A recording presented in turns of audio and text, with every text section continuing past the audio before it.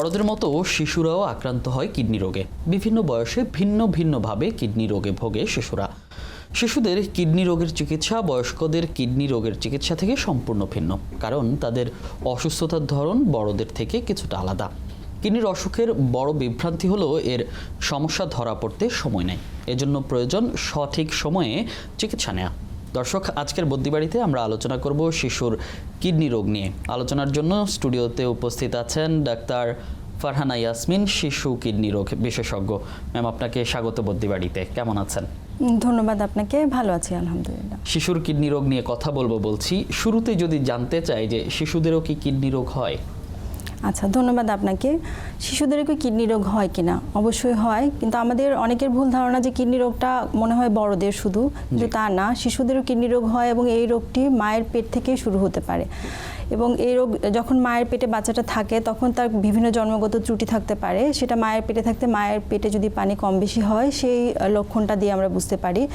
এরপর আমরা জন্মের পরে একটা বাচ্চার প্রস্রাবের অবস্থাটা দেখে বোঝা যায় যে তার কোনো কিডনিতে সমস্যা আছে কিনা। অনেক সময় দেখা যায় যে বাচ্চাটা প্রস্রাব করছে না ঠিক মতো, প্রস্রাবটা আটকে যাচ্ছে, অথবা প্রস্রাবের ধারটা দূরে গিয়ে পড়ছে না, অথবা দেখা যাচ্ছে যে ফোঁটা ফোঁটা প্রস্রাব হচ্ছে। ওর প্রস্রাব হয়ে গেল কিন্তু তারপরেও ফোঁটা ফোঁটা প্রস্রাব হচ্ছে।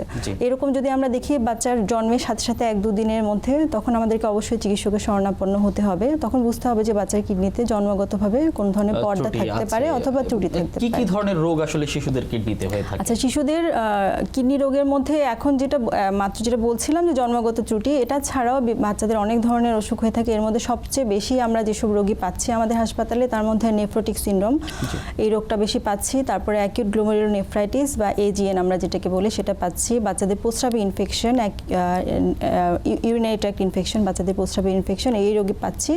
এবং আরেকটা জিনিস হচ্ছে কিছু অ্যালার্মিং, যেমন ডিসইলেক্ট্রোলাইটেমি আমরা বলি, শরীরের লবণের তারতম্য, লবণ বেড়ে যাওয়া কমে যাওয়া, এই ধরনের রোগীগুলো আমরা বেশি পাচ্ছি। কি ধরনের লক্ষণ আসলে শিশুদের শরীরে প্রকাশ পায়? আচ্ছা, শিশুদের রোগের লক্ষণ যদি আমি কিডনি রোগের লক্ষণের মধ্যে যদি নেফ্রোটিক সিনড্রোম নিয়ে আমি বলতে যাই, তাহলে বাচ্চা এই রোগটা সাধারণত 2 থেকে 8 বছর বয়সে বাচ্চাদের বেশি হয়ে থাকে। প্রথমে মারা যেটা লক্ষ্য করবে যে বাচ্চার সকালবেলা ঘুম থেকে উঠলে চোখের চারপাশটা একটু ফোলা ফোলা থাকবে।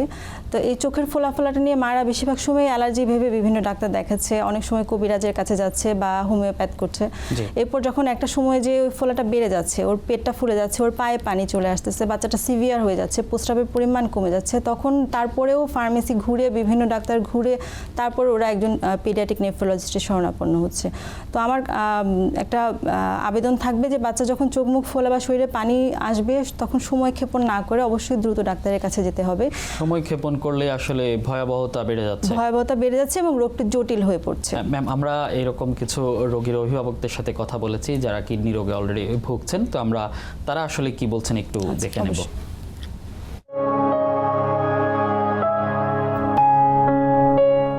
2023 সালে ওর সমস্যা দেখা দিছে। পরে জুন মাসে ওর প্রস্রাবের সাথে কিছু ব্লাডিং গেছে। পরে আস্তে আস্তে ওর শরীর ফুলা দিছে। ফুলা দেওয়ার সাথে সাথে ঢাকা মেডিকেল নিয়ে গেছিলাম। তারপর ওইখান থেকে ট্রিটমেন্ট করার পরে ভালো হয়েছিল। ভালো হওয়ার পর আবার রিটার্ন বাড়িতে নিয়ে গেছিলাম। বাড়িতে নিয়ে যাওয়ার পর 6 মাস ভালো ছিল। ভালো থাকার পর তারপরে আবার ফুলা ধরছে, আবার ফুলতেছে, আস্তে আস্তে ফুলার পর তারপর কিডনি হসপিটালে এসে ভর্তি ছিলাম। আগস্ট মাসে হয়েছিল, তারপর সুস্থ ছিল বাচ্চা, আবার হালকা যে ফুলছে, তারপরে নিয়ে আসছিলাম। নিয়ে আসার পরে আবার বলছে যে ঔষধের ডোজ ক্লিয়ার করেন। পরে ঔষধের ডোজ ক্লিয়ার করলাম। তারপরে এই যে আবার 1 মাস পরে তারপর পেটে ব্যথা শুরু হইলো। পেটে ব্যথা যখন হয়েছে তখন ফুলে নাই, 2-3 দিন হয়েছে ব্যথার বয়স, তখন আস্তে আস্তে ফুলে দিচ্ছে।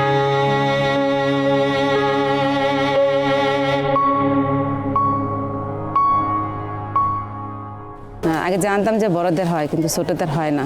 তারপরে যে ডাক্তার দেখেছি, নর্মাল ডাক্তার, সেখানে ওষুধ বড়ি খাওয়ানোর পর একটু কম ছিল। কমার পরে তারপরে আবার ফুলছে মতো, তখন আবার বড় ডাক্তার দেখেছি। ডাক্তার বলছে রিপোর্টে জ্বর, কিডনির সমস্যা।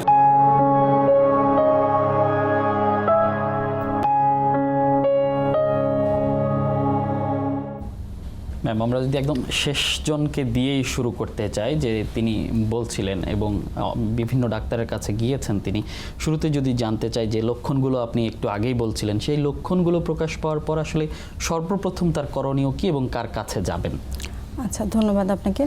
সর্বপ্রথম যদি মা এইসব লক্ষণ দেখে, অবশ্যই একজন যদি পেডিয়াট্রিক নেফ্রোলজিস্ট বা শিশু কিডনি রোগ বিশেষজ্ঞ এরকম ডাক্তার উনি আশেপাশে না পান, অবশ্যই একজন MBBS ডিগ্রিধারী চিকিৎসকের কাছে যাবেন। উনি অবশ্যই ফার্মেসিতে যাবেন না এবং অবশ্যই হোমিওপ্যাথ, কবিরাজ এইসব ওষুধ খাবেন না। কারণ একে তো তার রোগের চিকিৎসা হবে না, প্লাস হচ্ছে আপনার এইসব হোমিওপ্যাথ, কবিরাজের যেসব ওষুধ দিচ্ছে সেগুলো কিন্তু ওর কিডনি দিয়ে বের হবে এবং কিডনিটাকে আরও ফার্দার ড্যামেজ করবে।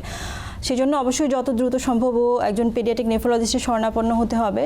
এবং আরেকটা জিনিস, আমাদের বাচ্চাদের কিডনি রোগে যেটা হয় যে বাচ্চাদেরকে নিয়ে মারা বড়দের কিডনি ডাক্তারের কাছে চলে যায়, কিন্তু একটা বাচ্চা কিন্তু আসলে মিনিয়েচার অ্যাডাল্ট না। একটা বাচ্চা মানে তার সম্পূর্ণ সিস্টেমটাই একজন অ্যাডাল্ট থেকে আলাদা। সেজন্য যখনই জটিল হবে জিনিসটা, তখনই আমাদেরকে অবশ্যই পেডিয়াট্রিক নেফ্রোলজিস্টের কাছে আমাদেরকে যেতে হবে এবং যত দ্রুত সম্ভব। আরেকজন বলছিলেন যে বারবার হচ্ছে, একবার উনি হাসপাতালে ভর্তি হয়েছেন, তারপর পেট ফোলা কমে গেছে, উনি বাসায় চলে গেছেন, কিন্তু আবার একই সমস্যা হচ্ছে। এই বারবার হওয়ার কারণটা কি? আচ্ছা, বারবার হওয়াটা আসলে যে নেফ্রোটিক সিনড্রোম রোগটা আমি বললাম যে 70% শিশু কিডনি রোগের মধ্যে নেফ্রোটিক সিনড্রোমটা, এই অসুখটা ধরনের নিয়ে আসলে বারবার হবে।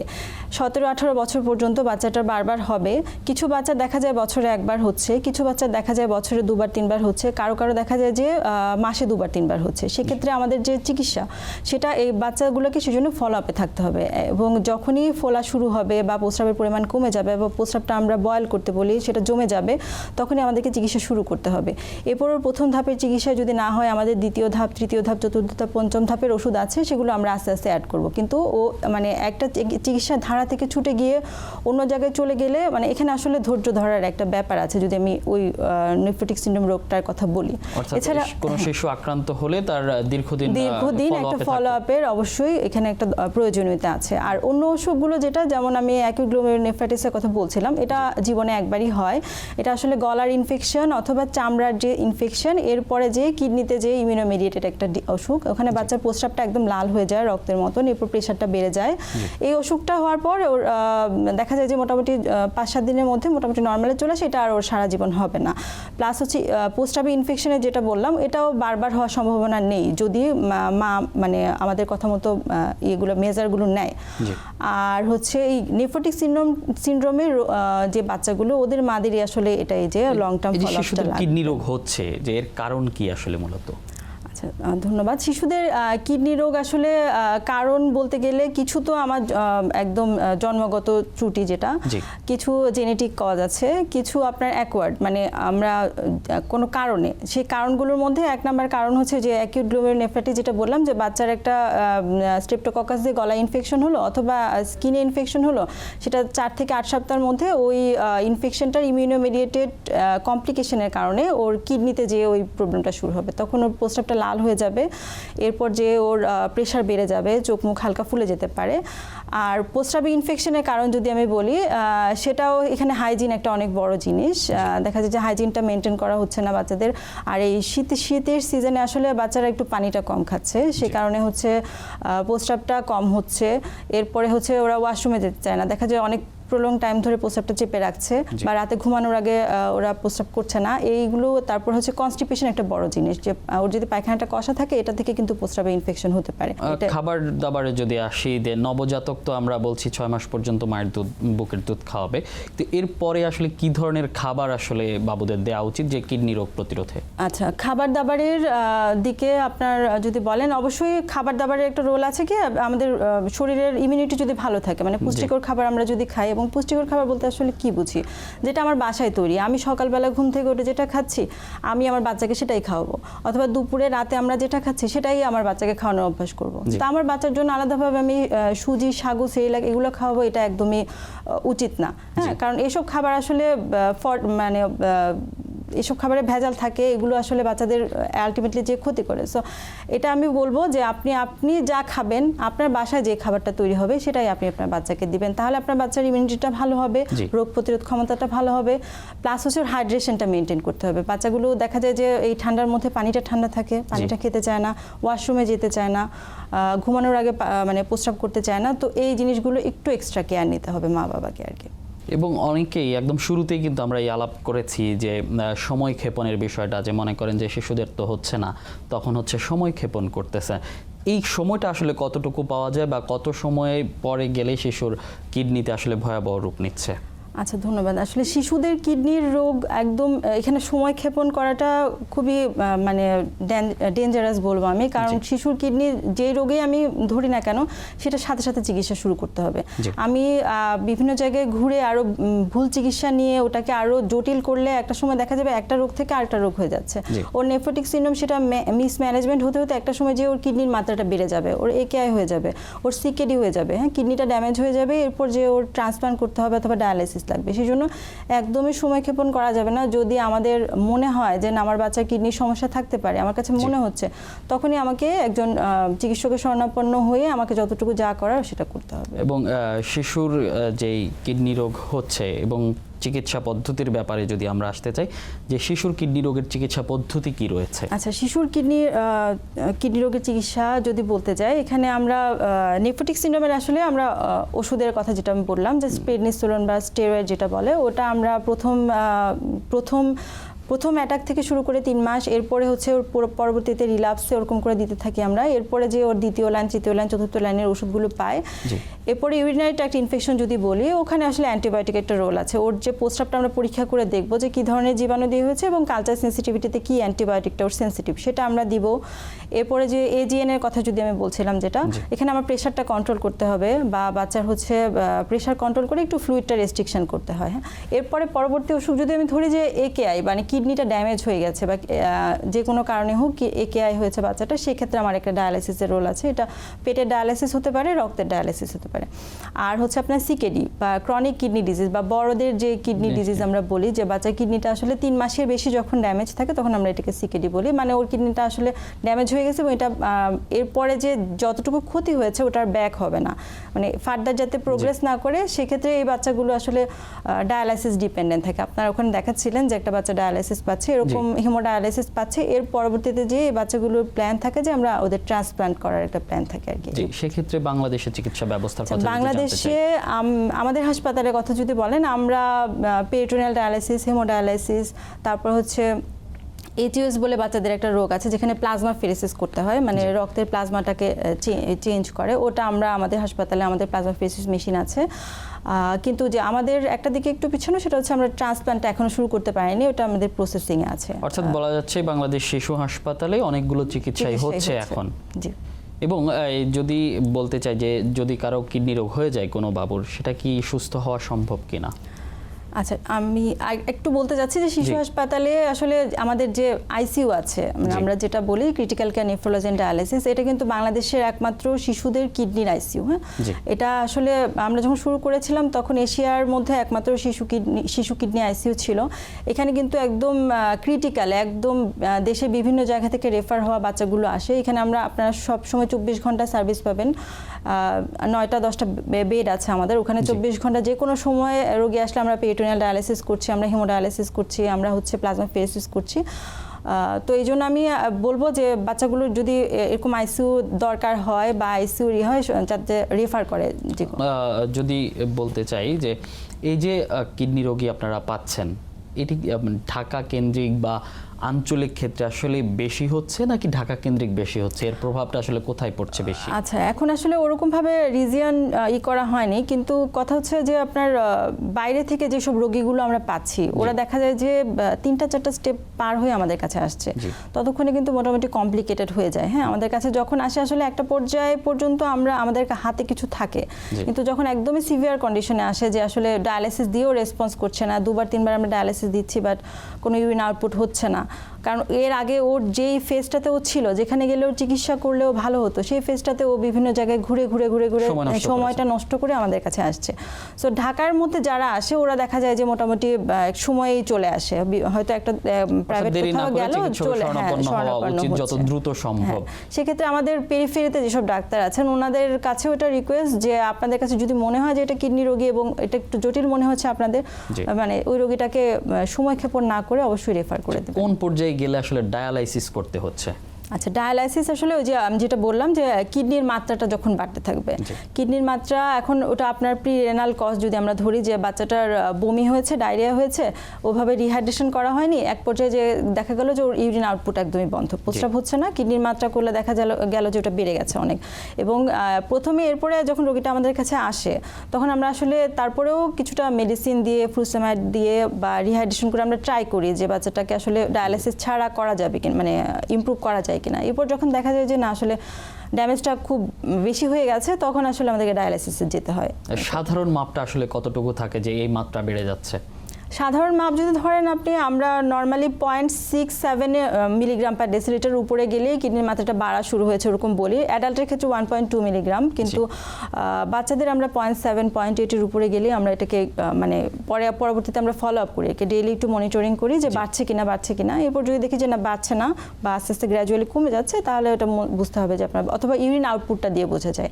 প্রস্রাবের পরিমাণটা যদি ওর 1 to 2 ml per KG per hour হয় তার মানে ওর ইউরিন আউটপুট অ্যাডিকুয়েট আছে, তখন মানে ওটা রেসপন্সিভ বুঝতে হবে আর কি। যদি দেখি যে না আমরা মেডিসিন দেওয়ার পরে ওর ইউরিন বাড়ছে না, বাচ্চা ইডিমেটাস ফুলে যাচ্ছে, তখন বুঝতে হবে যে আসলে বাচ্চাটা ডায়ালিসিস লাগবে। শিশুদের কিডনি রোগ নির্ণয়ের জন্য কি ধরনের পরীক্ষা করতে হয়? আচ্ছা, শিশুদের কিডনি রোগ আমরা কিছু প্রস্রাবের পরীক্ষা দিয়ে আমি বুঝতে পারি। যদি আমি নেফ্রোটিক সিনড্রোম ধরি তাহলে আমি ওখানে প্রোটিন পাবো, বাচ্চার শরীর থেকে প্রোটিনটা বের হয়ে যাচ্ছে। আমরা যে মাছ, মাংস, ডিম, দুধের সাথে যে প্রোটিনটা খাচ্ছি ওটা ওর প্রস্রাব দিয়ে বের হয়ে যায়।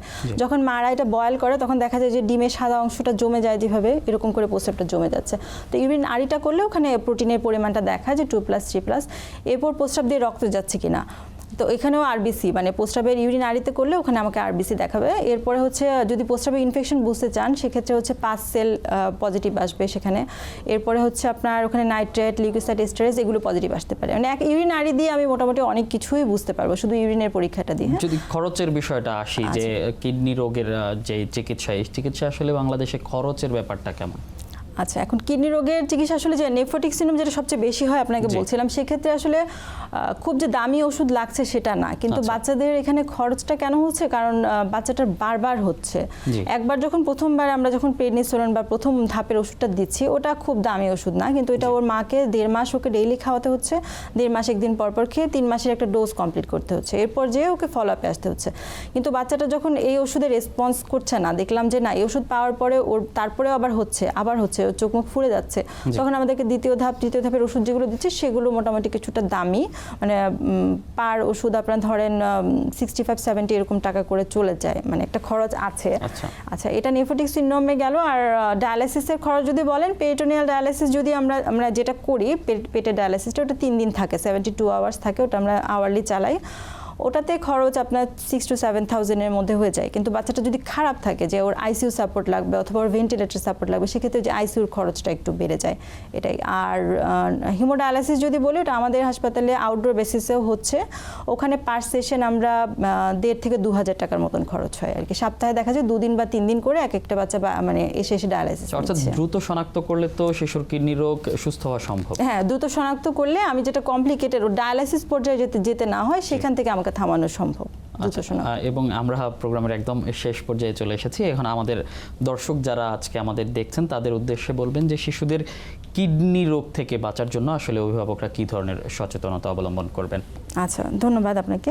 এবং শিশুদের কিডনি রোগ থেকে বাঁচার জন্য আমাকে সবার আগে বুঝতে হবে যে আমি যেসব সিমটমগুলোর কথা বললাম, আপনার বাচ্চার মধ্যে যদি এগুলো থাকে তাহলে অবশ্যই আপনি সময়টা নষ্ট করবেন না। বিভিন্ন অ্যালার্জির চিকিৎসা বা কবিরাজি চিকিৎসা এগুলো করে সময় নষ্ট করে জিনিসটাকে জটিল করে মানে আসলে চিকিৎসকের কাছে নিয়ে আসলে দেখা যায় যে আমাদেরও একটা পর্যায়ে যে কিছু করার থাকে না। সো আপনি যত তাড়াতাড়ি সম্ভব চিকিৎসকের কাছে যাবেন।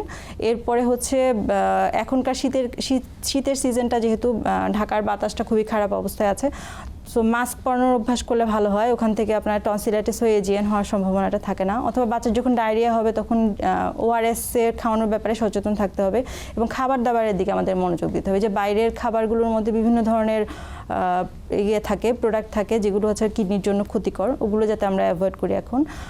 আর পানিটা ঠিকমতো খাবে, বাচ্চা প্রস্রাবটা নিয়মিত করবে, এই কয়েকটা জিনিস একটু খেয়াল রাখতে হবে। অসংখ্য ধন্যবাদ আপনাকে বদ্যিবাড়িতে আসার জন্য। Thank you so much.